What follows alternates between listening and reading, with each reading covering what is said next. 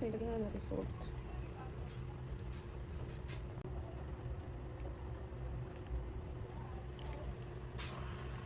Kumukulo na be.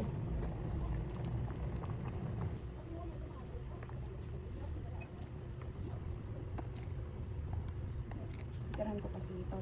Sabaw mo. Sabaw. Lagyan natin marami sabaw.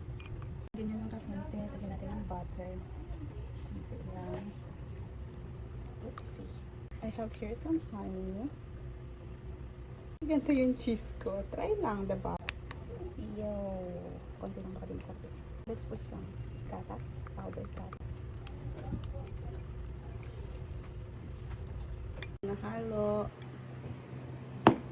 Let's taste it.